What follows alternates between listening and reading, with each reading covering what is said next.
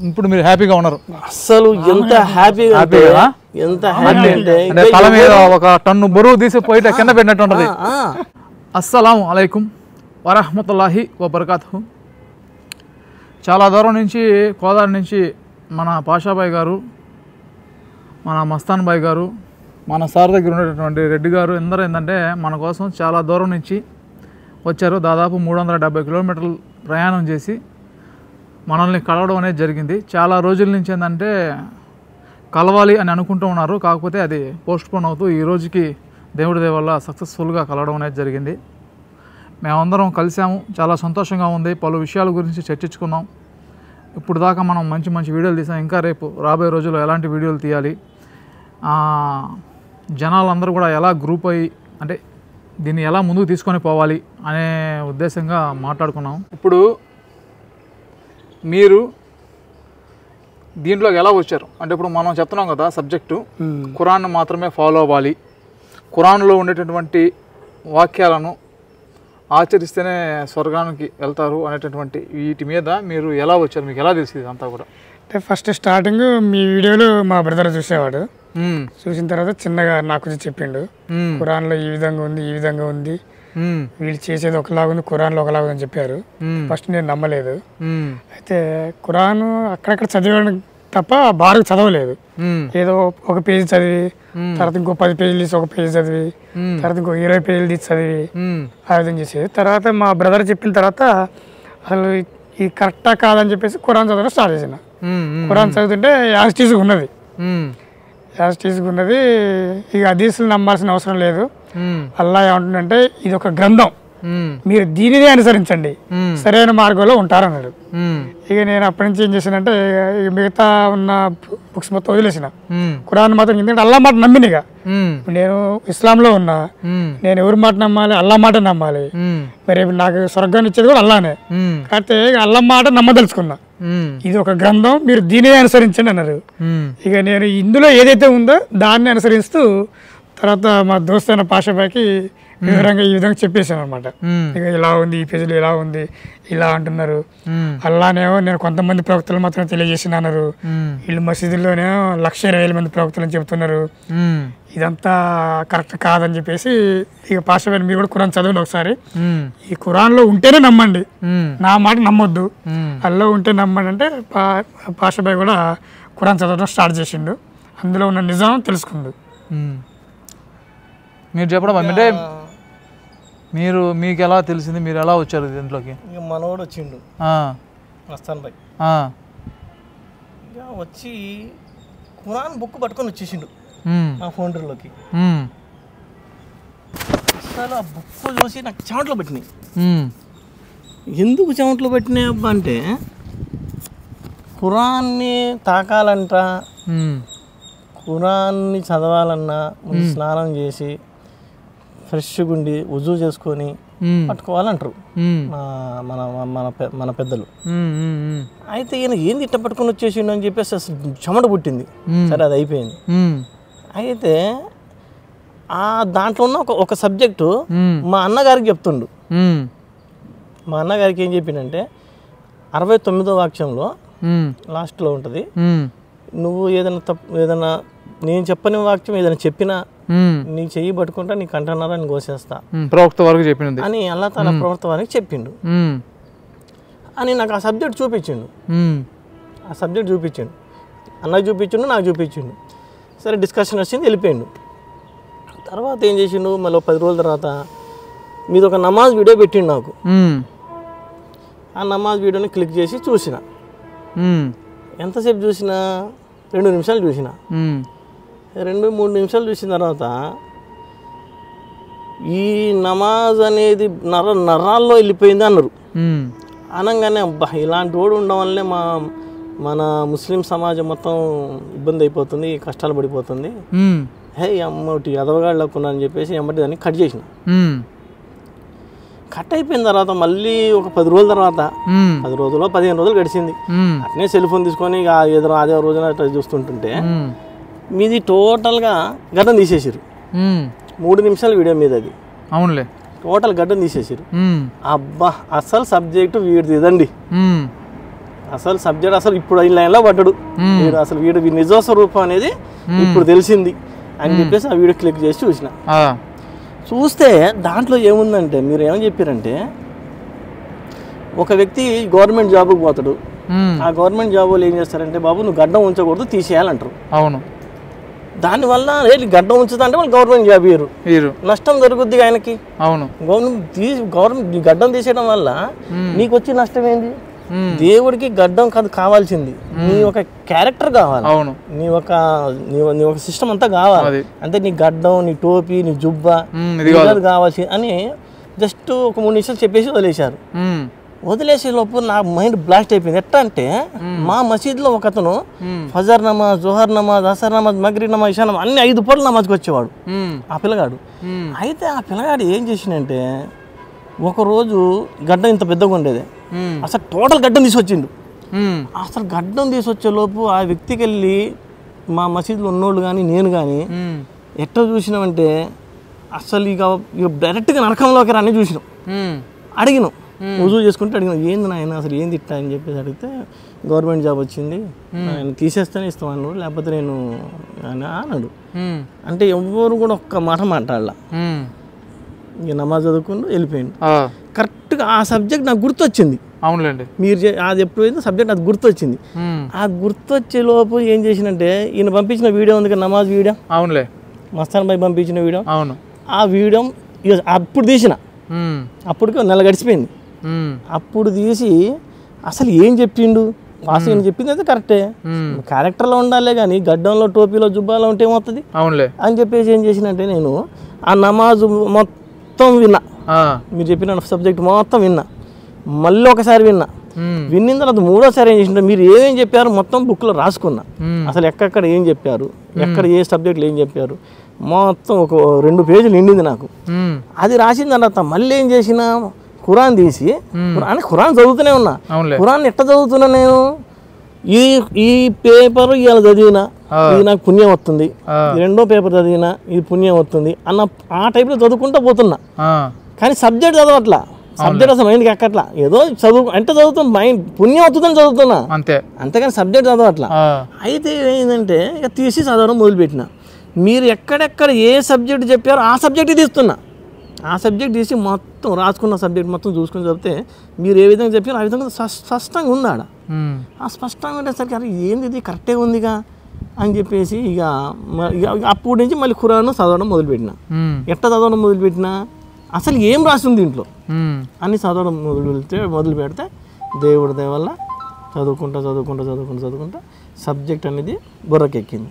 మీరు కూడా ఏం చెప్పారు, మీరు నేను చెప్పింది నమ్మబాకండి, నమ్మండి లేదా నమ్మబాకండి, నష్టం నాకు, మీరు నమ్మినా నష్టం లేదు, నాకు నమ్మకపోయినా నష్టం లేదు అని అన్నారు.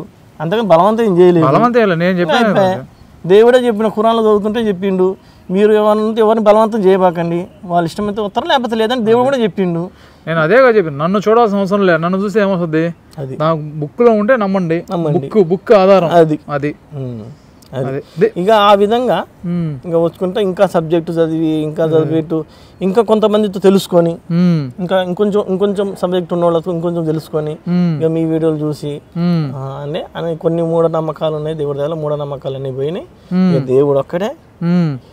దేవుడు ఖురాన్లో ఏమన్నాడు, మీరు తీర్పు దినాన్ని నమ్మండి, ప్రళయ దినాన్ని నమ్మండి, మీరు ప్రవక్తలు అందరినీ నమ్మండి, మంచి పనులు చేయండి, చెడు పనుల నుంచి ఆగిపోండి. జస్ట్ అయిపోయింది, అంతే, సింపుల్, క్లోజ్, ఎంత మటుకే. ఇక అప్పుడు ఇక మైండ్కి ఎక్కింది అని చెప్పేసి అక్కడి నుంచి ఇక స్టార్ట్ అయింది అనమాట జర్నీ.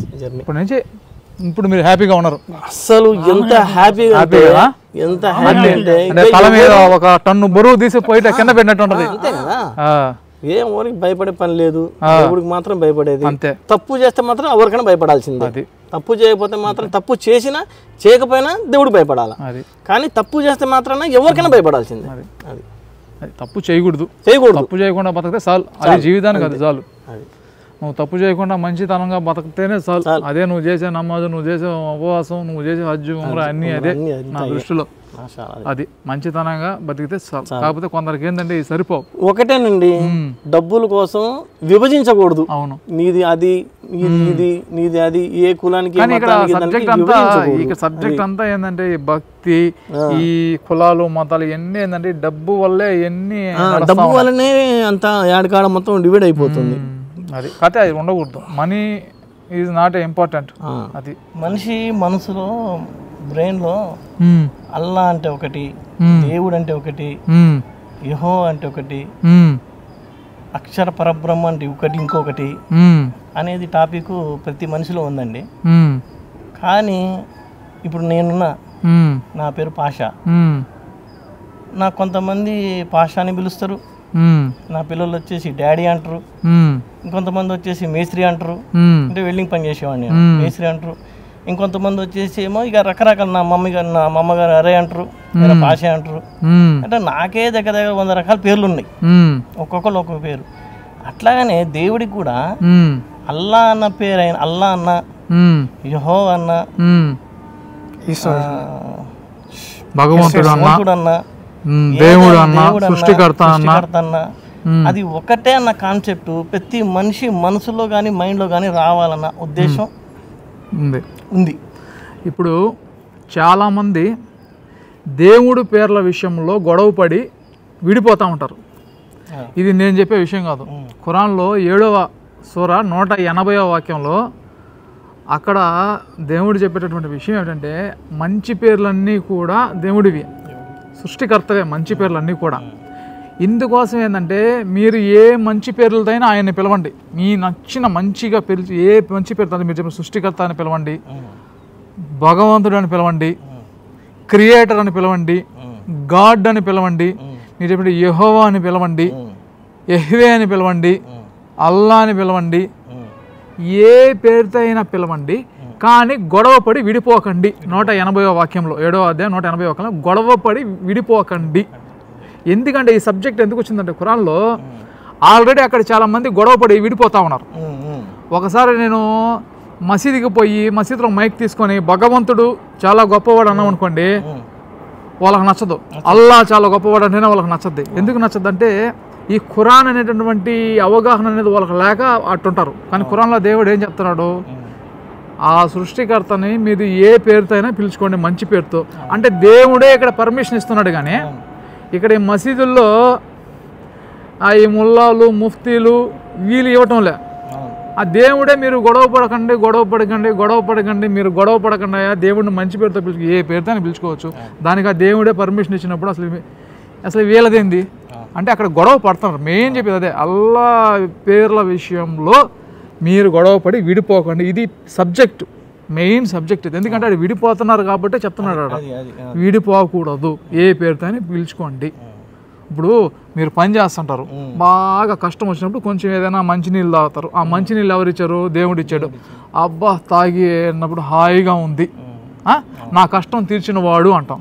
కష్టం తీర్చిన వాడు అంటే ఎవరు? దేవుడు. దేవుడు నీటిని సృష్టించాడు, మన అలుపుని తీర్చాడు.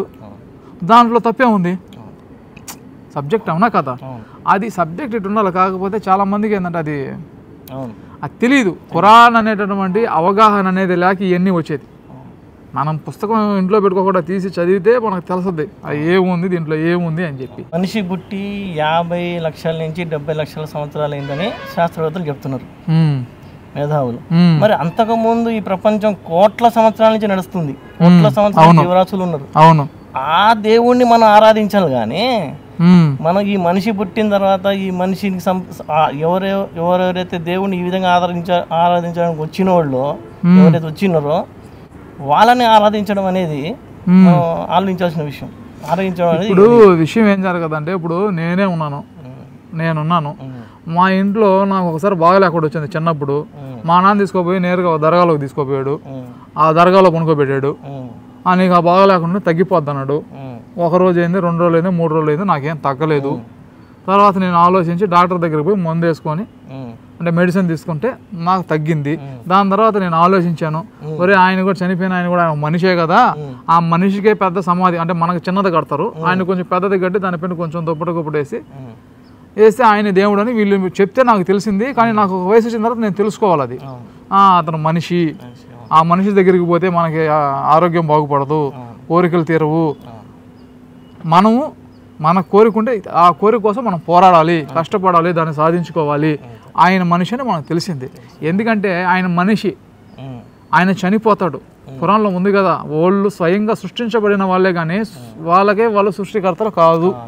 ఒక ఈగ ఏదైనా ఎగరేసుకోపోతున్నా దాన్ని తీసుకొని లాక్కొని తిరిగి తీసుకురాలేరు అనేది ఉంది. అంటే ఏంటంటే మనిషి తన అజ్ఞానంతో సృష్టించుకున్నాడు ఇవన్నీ కూడా. ఇప్పుడు ఇబ్రహీం అలైహిస్సలాం ఉన్నాడు, ఇబ్రహీం అలైహిస్సలాం స్టోరీ తీసుకున్నా అదే. వాళ్ళ తండ్రి విగ్రహాలని సృష్టిస్తూ ఉంటే నాన్న ఎన్ని కాదు, విగ్రహాలను సృష్టించకూడదు ఆయన ఎందుకు తెలుసుకున్నాడు? ఆయన కూడా ఫస్ట్ అట్టే ఉన్నాడు. ఫస్ట్ సూర్యుడిని చూశాడు, సూర్యుడిని దేవుడు అనుకున్నాడు. తర్వాత చంద్రుడిని చూశాడు, చంద్రుడు దేవుడు అనుకున్నాడు. తర్వాత సూర్యుడిని చంద్రుడిని ఎవరైతే సృష్టించాడో ఆయన సృష్టికర్త అని చెప్పొచ్చాడు. అట్టేందంటే ఇప్పుడు ఇబ్రహీం అలైహిస్సలాం కూడా ఒక వయసు వచ్చిన తర్వాత జ్ఞానంతో ఆలోచించాడు. మనం ఒక వయసు వచ్చిన తర్వాత జ్ఞానంతో ఆలోచించాలి. అంటే వాళ్ళు తెలుసుకోవాలి. ఎందుకంటే మీరు చెప్పినట్టు ఏంటంటే ఒక భూమి కంటే పెద్దది ఏంటంటే నక్షత్రం ఉంది. ఏంది? సూర్యుడు చుట్టూ మనం తిరగతామన్నాం అనమాట. సూర్యుడి కంటే పెద్ద నక్షత్రాలు కొన్ని కోట్లు ఉన్నాయి. ఇదంతా ఒక గెలాక్సీ అంటారు, పాలపుంత. మళ్ళీ ఇటువంటి గెలాక్సీలు మనకి కోట్లు ఉన్నాయి. దీన్ని అంతా ఒక యూనివర్సల్, విశ్వం అని మనం అంటాం అనమాట. వీళ్ళన్నిటిని సృష్టించిన సృష్టికర్త ఇంకెంత పెద్ద ఉంటాడు మనం అనుకుంటున్నాం. ఉదాహరణకి అట్టేందంటే వాళ్ళకి తెలియక వీళ్ళ అజ్ఞానంతో వీళ్ళు సృష్టించుకున్నట్లే, కానీ దానికి ఒక వయసు వచ్చిన తర్వాత మనం తెలుసుకోవాలి. నేను చదివిన సబ్జెక్ట్లో అల్లా తాలా ఖురాన్లో ఏముందంటే మీ దేవుడు ఎవరు అని ప్రశ్నించిండు.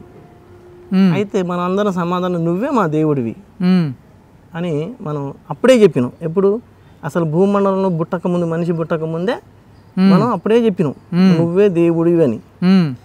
అయితే మనిషి పుట్టి 50 లక్షల నుంచి 70 లక్షల సంవత్సరాలు అయిందని అంటున్నారు. అయితే మనం పుట్టి ఎప్పుడు పుట్టినాం? ఫర్ ఎగ్జాంపుల్ నేను పుట్టి ఒక 40 సంవత్సరాలు అవుతుంది. అవునులే, అయిపోయింది, 40 సంవత్సరాలు అయింది. కానీ ఎన్ని సంవత్సరాలు గడిచినాయి? 50 నుంచి 70 లక్షల సంవత్సరాలు గడిచినాయి ఫర్ ఎగ్జాంపుల్. అయితే ఇప్పుడు నేను చనిపోయిన తర్వాత మళ్ళీ ప్రళయ దినం రోజు లేపుతా అంటున్నాడు మళ్ళీ దేవుడు. ప్రళయ దినం రోజు లేపేటప్పటికి నాకు నిమిషమో లేదా 2 నిమిషాలు 3 నిమిషాలే పట్టుద్ది. కానీ అప్పటికి ఈ ప్రపంచం లక్షల సంవత్సరాలు గడవచ్చు, కోట్ల సంవత్సరాలు గడవచ్చు, అసలు ఇంకా వేల సంవత్సరాలు కూడా గడవచ్చు. ఇంకా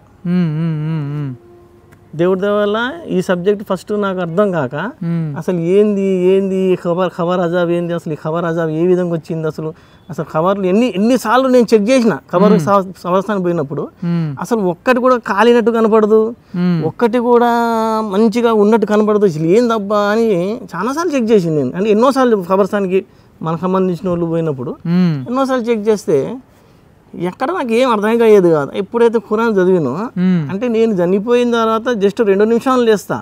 అవును, కానీ కొన్ని సంవత్సరాలు, ఎన్నో 100 సంవత్సరాలు గడవచ్చు ఈ ప్రపంచం, 1000 సంవత్సరాలు గడవచ్చు, లక్షల సంవత్సరాలు గడవచ్చు. ఇప్పుడు నేను ఎప్పుడో చెప్పిన తీర్మానం. ఎందుకు ఖురాన్లో చెప్పిండు కదా, ప్రతి ఒక్కరు కూడా మీరే దేవుడు అని చెప్పారయ్యా మీరు అని దేవుడు ఖురాన్లో చెప్పిండు. అప్పుడు నేను కూడా చెప్పిన, దేవుడు మీరే అని చెప్పేసిన, దేవుడికి మీరేనండి మా దేవుడు అని చెప్పిన. కానీ అప్పుడు పుట్టలే, నేను ఎప్పుడు పుట్టినా లక్షల సంవత్సరాలు గడిచిన తర్వాత మనం పుట్టిన.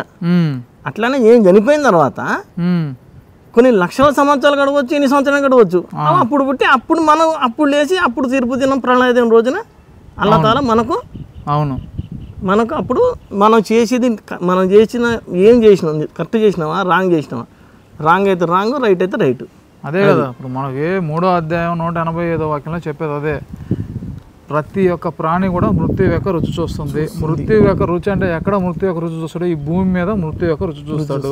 మృత్యు యొక్క రుచి చూడడం అంటే మృత్యు అంటే మొత్తం నాశనం అయిపోవడం. అది మనిషి శరీరం నాశనం అయిపోద్ది, మనిషిలో ఉండే ఆత్మ కూడా నాశనం అయిపోద్ది. వాళ్ళు ఏం చెప్తారంటే ఆత్మకి శిక్ష ఉంటుంది అంటారు. మనిషి మృత్యు రుచి చూస్తారంటే మనిషి మొత్తం అని అక్కడ దేవుడు చెప్పాలి. ఆత్మను బతికిస్తానని ఖురాన్లో ఎక్కడా చెప్పాలి. నేను ఆత్మను మాత్రం బతికిస్తాను, మనిషిని మాత్రం శరీరాన్ని చంపుతానని ఎక్కడ చెప్పాలి. మనిషిని చంపేస్తాను అన్నప్పుడు మన శరీరంలోనే ఒక భాగమే ఆత్మ అనేది. అంటే ఆత్మ కూడా ఇక్కడ చనిపోద్ది. మొత్తం చనిపోయిన తర్వాత దేవుడు ఏంటంటే మనకి లేపిన తర్వాత అడుగుతాడు ఏమనంటే ఎవరు అదే అక్కడ ఏముంది, ప్రతి ఒక్క ప్రాణి కూడా మృత్యు యొక్క రుచి చూడవలసిందే, మీ కర్మల పూర్తి ప్రతిఫలాన్ని ప్రళయం రోజున మీరు చూస్తారు. అంటే మీ కర్మల పూర్తి ప్రతిఫలం అంటే నువ్వు మంచి చేసావా చెడ్డ చేసావా అని అడగతాడు. అడిగేది ఎప్పుడు ప్రళయం రోజున అడగతాడు. అంటే సమాధులు అడగతానని ఎక్కడా కూడా లేదు. అది ఇది ఏంటంటే చాలా మందికి తెలియదు. ఈ ఎట్టొచ్చినాయి అంటే కొన్ని రకాల హదీసుల ద్వారా ఇవి వచ్చాయి అన్నమాట. అది ఒక్కొక్క మనిషికి నేనే లెక్క చేస్తా అంటున్నాను. దేవుడు ఒక్కొక్క ఈ గ్రూప్ని నువ్వు చూసుకో, ఈ గ్రూప్ని నువ్వు చూసుకో, ఆ గ్రూప్ని నువ్వు చూసుకో అని లేదు. ప్రతి మనిషికి నేనే లెక్క చూస్తాను, ప్రత్యేకంగా లెక్క చూస్తాను అని చెప్పి ఖురాన్లో స్పష్టంగా రాసింది, చాలా స్పష్టంగా రాసింది. అది ఇవన్నీ మనకు తెలియజేసేవాళ్ళు తెలియజేయక చాలామంది గుమ్రా అయిపోతున్నారు. ఎంతమంది దర్గాలకు పోతున్నారు, ఎంతమంది ఎన్ని వాళ్ళంతే. ఇప్పుడు వాళ్ళు ఏంటప్పుడు ప్రతి ఒక్క మనిషికి దేవుడే లెక్క చూస్తారు. ఎందుకంటే దేవుడికే తెలుసు మంచి అనేది ఏంది చెడు అనేది ఏంది అని చెప్పి. కానీ ఇప్పుడు వీళ్ళు దర్గాలకు పోయేది కూడా ఏంది, దర్గాలో ఉండేటటువంటి వాళ్ళు సిఫార్సు చేస్తే స్వర్గానికి తీసుకుపోతారు, లేదా దైవప్రవక్త ముహమ్మద్ సల్లల్లాహు అలైహి వసల్లం గారు సిఫార్సు చేస్తే దేవుడు స్వర్గానికి తీసుకుపోతారు అనేది వీళ్ళు చెప్పేది. కానీ ఖురాన్లో దేవుడు నేను ఎవరు కూడా సిఫార్సుని తీసుకోను, ఎవరు సిఫార్సుని తీసుకోను, ఎందుకంటే దేవుడికి తెలియకపోతే కదా సిఫార్సు తీసుకునేది. అది ఆఖరికి ప్రవక్తలు కూడా ప్రశ్నించబడతారు. వాళ్ళను కూడా దేవుడు అడిగినప్పుడు ఇంకా మనం ఎంత సబ్జెక్ట్ చెప్తున్నాం. కాకపోతే మనకు చెప్పేవాళ్ళు అనేవాళ్ళు ఫస్ట్ నుంచి లేరు. అది ఇప్పుడు నేను మసీదుకి పోతా ఉన్నా, మసీదుకి పోతా అయ్యా నాకు ఖురాన్ ఇవ్వండి నేను చదువుకుంటాను, దేవుడు ఖురాన్ అవతరింపజేశాడు కదా, ఖురాన్ అన్నాడు నాకు ఎవరు ఈల ఇంక దాని తర్వాత నేను ఇంకా ఎవరు లేకపోతే నేను గమ్ముగా ఉన్నా ఎతుకుతా ఉంటే మొబైల్ ఫోన్లో మనకి యాప్ ఉంది ప్లే స్టోర్లో. ఒకసారి ఎతికా, ప్లే స్టోర్లో ఎన్నో యాప్స్ ఉన్నాయి కదా, ఈ ఖురాన్ అనేటటువంటి యాప్ అనేది ఎందుకు ఉండదంటే ఆ ఖురాన్ అనే యాప్ ప్లే స్టోర్లో ఉండి దాన్ని డౌన్లోడ్ చేసుకొని దాన్ని చదివి దాని తర్వాత ఓకే దీంట్లో ఎంత సబ్జెక్ట్ ఉంది ఇది అంటే ఎవరైతే ఖురాన్ చదువుతారో వాళ్ళకే అసలు ఇస్లాం అంటే ఏమిటనేది తెలుస్తుంది, లేకపోతే తెలియదు. ఎవరో ఏ మసీదులో ఏదో చెప్పినంత మాత్రం ఎవరికి తెలియదు. మీరు బుక్ తెచ్చుకొని చదివితే అప్పుడు తెలుస్తుంది. అప్పుడు మనం తెప్పిన తర్వాత మనం చదివిన తర్వాత మనకు తెలుసుకున్న తర్వాత మనం మళ్ళీ ప్రజలకి ఉండే విషయం ఉన్నట్టుగా చెప్తున్నాం. అది అప్పుడు మీకేందంటే మీకు అటు ఎవరు అక్కడ చెప్పలా, వాళ్ళు నాకు కూడా ఎవరు చెప్పలా, మీకే కదా నాకు ఎవరు చెప్పలా. ఇంకా నాకు దేవుడు చేతులు ఇచ్చాడు తెలివితేటలు ఇచ్చాడు కాబట్టి మీరు దాన్ని చేసుకొని చేస్తా ఉన్నాం, చదివి దాని సబ్జెక్ట్ ఉన్నట్టుగా ప్రజలకు చెప్తా ఉన్నాం. ఆ ప్రజల్లో మేము కూడా ఇద్దరం అది వచ్చినాం సబ్జెక్ట్లోకి. అది ఇది నిజమే, ఇది కరెక్టే. అది ఎందుకంటే మీరు స్టార్టింగ్లో చెప్పండి, మా ఫ్రెండ్ వచ్చిండు, ఇప్పుడు మనతో పోయిండుగా ఫ్రెండ్ మస్తాన్ భాయ్ ఫ్రెండ్ వచ్చి 69వ సూరాలో దేవుడు చెప్పినట్టే ముహమ్మద్ సల్లల్లాహు అలైహి వసల్లం వారు చెప్పారు. నువ్వు వేరే నేను చెప్పే విషయం కాకుండా ఇంకొకటే నీ కుడి చేయి పట్టుకుంటా నీ కంఠనారాలు కోసేస్తా అన్నాడు. అవును, అదేంది అసలు ముహమ్మద్ సల్లల్లాహు అలైహి వసల్లం కంఠనారాలు కోయడం ఏంది అసలు? అది అంటే అంత దూరం రాలే, ఏది చెప్పిండు అదే చెప్పిండు. ఇప్పుడు అది ఎందుకు చెప్పారంటే ఎప్పుడైతే మేము అవతరింపజేసింది కాకుండా నీకై నువ్వు సొంతంగా ఉండేది కానీ ప్రజలకు తెలియజేస్తే అప్పటికప్పుడే నీ కంఠనాలని మేము పట్టుకుంటాము అనేది ఇక్కడ విషయం ఏమిటంటే, ఇక్కడ రేపు రాబోయేటటువంటి తరాల జనాభా కూడా చెప్పడం ఏంటంటే మీరు ఖురాన్లో ఉండేది చెప్పండి, ఏరే విషయాలు చెప్పకండి. అది చాలా ఖురాన్లో స్పష్టంగా ఉండేది ఏంటంటే మా వాక్యాలని కొద్దిపాటి మూల్యానికి మీరు అమ్ముకోకండి. అంటే అర్థం ఏంటంటే ఖురాన్లో వాక్యాలని దాచిపెట్టకండి. దాంట్లో ఉండే విషయాలని దాచిపెట్టంటే ఏంది? ఇప్పుడు చాలా మంది ఇప్పుడు ఉదాహరణకి దర్గాలకు పోవడం ఇస్లాంలో లేదు, కానీ పోతున్నారు కదా, పోతున్నారు. ఎందుకంటే ఇప్పుడు ఖురాన్లో ఉండే విషయం ఎవరికి చెప్పడం లేదు కాబట్టి ఇది దాచిపెట్టడమే. ఇది దాచిపెట్టుకోవడం. అమ్ముకోకండి అంటే ఇప్పుడు దర్గాల వల్ల వాళ్ళు కొంచెం లాభాలను సంపాదించుకుంటున్నారు కదా, అమ్ముకోవడం అంటే దీన్ని దాచిపెట్టి మీరు డబ్బు సంపాదించుకుంటున్నారు, అది దాని అర్థం. ఇవన్నీ చెప్పాలా, ఇవన్నీ మనకు చెప్పలేదు కాబట్టి ఇప్పుడు మనం ఇక్కడ కలిసింది వాళ్ళు చెప్పలేదు కాబట్టి ఇప్పుడు నేను చెప్తున్నాను కాబట్టి మనం ఇదంతా రీసెర్చ్ చేసాం కాబట్టి ఇప్పుడు దీని గురించి మనం డిస్కషన్ చేసుకుంటాము. అది ఎన్నో డౌట్ల మీద ఉండేదండి. నేను కూడా ఫస్ట్లో చాలా డౌట్, ఏది కనెక్ట్ అయ్యేది కాదు, ఏంది అరే నేను ఆడ తప్పు చేసి షాప్ కాడ నేను ఏదైనా తప్పు, ఫర్ ఎగ్జాంపుల్ కొంతమంది వస్తారు మా కాడికి, అన్న ఇదంతా పని 1000 రూపాయలు 1500 చెప్పు నేను ఇప్పితలే కానీ అంటాడు. ఏం చేస్తాం మరి చెప్పకపోతేనేమన్నా పోతాడా, సర్లే ఏం చెప్తాం, చెప్పి 500 వెనకిస్తాం. ఇక నేను తల పట్టుకొని తప్పు చేసిన తల పట్టుకొని మసీద్ కాడికి పోయి నమాజ్ చదువుకుంటే ఇక నువ్వు 2 రకాల నమాజ్ చదివితే నీ తప్పు పోద్ది అంటారు. అరే ఈ 2 రకాల నమాజ్ చదివి తప్పు పోవడం ఏంది, నేను తప్పు చేసి వచ్చి నేను తప్పు ఎట్టబోద్ది అని తలకాయ పట్టుకునేవాడిని. అంతే తలకాయ అట్ట పట్టుకునేవాడిని. అసలు ఏంది ఎట్టబోద్ది, నేను తప్పు చేస్తే తప్పే అయింది కానీ తలకాయ అసలు ఎట్టబోద్ది ఇది, అసలు ఏంది అని కన్ఫ్యూజ్గా ఉండేది మొత్తం. అసలు ఏంది అసలు ఈ ప్రపంచం ఏంది, అసలు మనం ఏంది, అసలు ఏంది అసలు చిన్నప్పటి నుంచి, ఇప్పటి నుంచి కాదు, చిన్నప్పటి నుంచి నాకు ఊహ వచ్చిన కానీ నుంచి నేను ఎప్పుడైతే మసీదుకు పోవడం స్టార్ట్ చేసినా అప్పటి నుంచి నాకు మొత్తం డౌట్స్, అన్ని డౌట్స్ అయ్యి లాస్ట్కి ఎప్పుడైతే ఖురాన్ సబ్జెక్ట్ విన్నానో, ఖురాన్ చదివినో దేవుడి దగ్గర ఈ డౌట్ మొత్తం యాడికడ పటాపంచులు అయిపోయింది, క్లియర్ అయిపోయింది. అసలు ఇక ఫ్రెష్ మైండ్ అనేది ఫ్రెష్ అనమాట. కష్టపడాలా, మనం బతకాలా, ఒకరిని మోసం చేయొద్దు, అన్యాయం చేయొద్దు, వ్యభిచారం చేయొద్దు, దొంగతనం చేయొద్దు, మంచిగా ఉండాలా, మంచిగా బతకాలా, మన చేతనైన సాయం మనకు చేయాలా, ఒకరిని అన్యాయం చేయొద్దు, కథం అంతే. కానీ ఇప్పుడు చాలా మంది దేవుడిని మాత్రమే నమ్మాలా, ఆ దేవుడి స్థానంలో ఇంకొకరిని ఎవరిని పెట్టకూడదు. దేవుడి స్థానం దేవుడి స్థానమే, ఇంకా ఆ దేవుడి స్థానంలో ఇంకెవరు లేరు అంత మటుకే. అది మైండ్ అనేది అవి ఫిక్స్ అయిపోయింది అసలు. ఇప్పుడు నాకు కూడా చెప్పారు, ఒకసారి మసీదులో నమాజ్ చదువుతా ఉంటే ఒక భయాన్లో ఆషురా రోజు ఉపవాసంగా ఉంటే రాబోయే 2 సంవత్సరాల పాపాలు, పోయిన 2 సంవత్సరాల పాపాలు మొత్తం కూడా వెళ్ళిపోతాయి అన్నాడు. నేను కూడా అడిగా ఆయన, అది ఎట్టిపోతాయా అంటే, నేను రేపు ఒక 2 రోజులు ఉపవాసం ఉండి ఇంకా నేను పాపాలని 2 సంవత్సరాలు చేసుకోవచ్చు, నువ్వు చెప్పేది అట్టే ఉంది, అది రాంగ్ అన్నా. లేదు అంతే, అది సంతే నమ్మేసేయాలి అంతే అన్నాడు. అదేందా హదీస్ అంటే ఎందుకు నమ్మాలి, అది కరెక్ట్గా లేదు కదా అన్న. అంతే వాళ్ళు ఎట్టున్నారంటే అది దాంట్లో ఉంటే నమ్మేయాలి, ఇంకా దాని గురించి ఆలోచించకూడదు, ప్రశ్న వేయకూడదు. ప్రశ్న వేస్తే గెట్ అవుట్ అంటారు మసీదులో నుంచి, అంతే. అది ఎందుకంటే ఎందుకంటే వాళ్ళకి తెలియదు కాబట్టే ఈ విధంగా ఉన్నాయండి. అసలు ఖురాన్లో ఒక్క సబ్జెక్టు ఇది గొప్పది కాదు అనేది లేదు.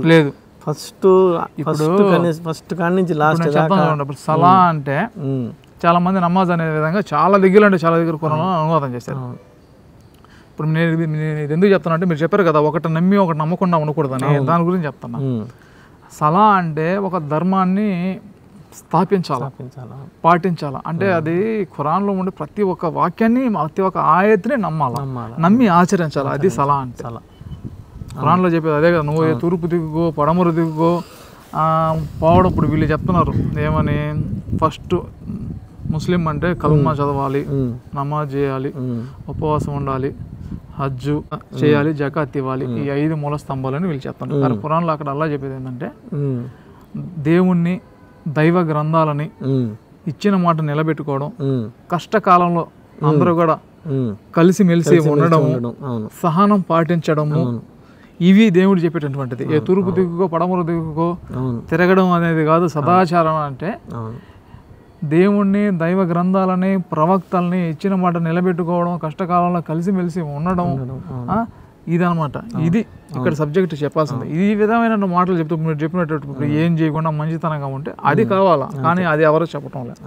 అది చెప్పకుండా ఇంకా అవుట్ ఆఫ్ మ్యాటర్ ఏదేదో అవసరం లేనివి అవన్నీ తీసుకొని వచ్చారు. అది ప్రతి ఒక్క ఖురాన్లో ఉండే ప్రతి ఒక్క వాక్యాన్ని పాటించడం మనం చేసేటటువంటి, ఇప్పుడు మీకు అర్థమయ్యే భాషలో చెప్పాలంటే నమాజ్. అసలు మీరు చేయాల్సిన నిజమైన నమాజ్ ఏంటంటే, ఖురాన్లో ఉండేటువంటి ప్రతి ఒక్క వాక్యాన్ని ఆచరించడం. అది ఆచరించాలంటే ముందు మీరు ఖురాన్ చదవాలని ఇంటికి తెచ్చుకొని పుస్తకం చదువుకుంటే మీకు అర్థమవుతుంది. అది సింపుల్ అండి, ఏం లేదు.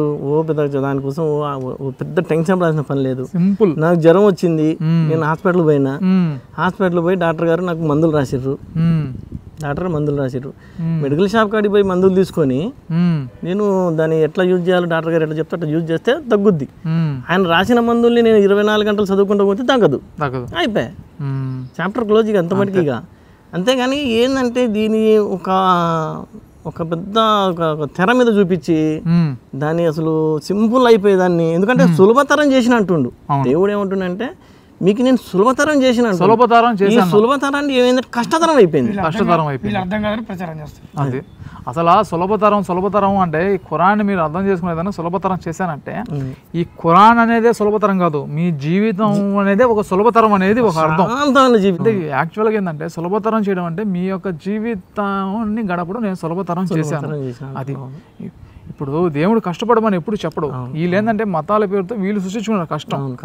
ఇప్పుడు ప్రతి మతంలో కూడా మీరు చూడండి తీర్థయాత్రలు ఉంటాయి, వాళ్ళ శరీరాన్ని వాళ్ళు హోనం చేసుకుంటారు. ప్రతి మతంలో కూడా దేవుడి పేరుతో దూరం పోవడం, హోనం చేసుకోవడం, వీళ్ళు డబ్బుని ఎంతో ధనాన్ని ఖర్చు పెట్టుకోవడం, ఏదేదో చేస్తారు. ఎన్ని అవసరం లేదు.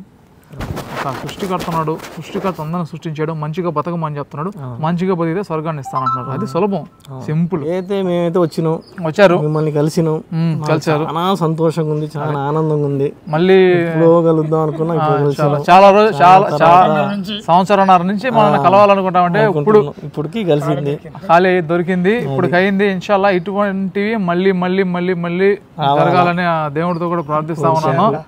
ఇట్లాగే మళ్ళీ ఇంకా మంచి ఎంతో మందిని కలపాలనేటటువంటి ఉద్దేశంతో కూడా ఇక్కడి నుంచి మేము కూడా పనిచేస్తాం, కలిసికట్టుగా శ్రమిస్తాము. మనం ఎంత కష్టపడతాం అంత ప్రతిఫలం అనేది ఉంటుంది. అది దేవుడి సహకారం కూడా ఏంటంటే మన కష్టాన్ని చూసి దేవుడు యొక్క సహకారం కూడా మనకు లభిస్తుంది. కాబట్టి ఇన్షాల్లా మళ్ళీ ఈసారి కలుద్దాము, మళ్ళీ ఇట్లాంటి వీడియోలు అనేది తీస్తాము, ఇంకా ఎంతో మందిని కూడా కలుపుకొని పోతాము. ఈసారికి అయితే ఇది సబ్జెక్టు. మీ అందరితో కూడా అందరం సెలవు తీసుకుంటున్నాం. Okay bye. మీరు మా కలిసిన దానికి మీకు కృతజ్ఞతలు, థ్యాంక్స్. మీకు కూడా కృతజ్ఞతలు. ఇన్షాల్లా మళ్ళీ కలుద్దాం, మళ్ళీ కూడా వీడియో అనేది తీద్దాం. అస్సలాము అలైకుం. ఓకే.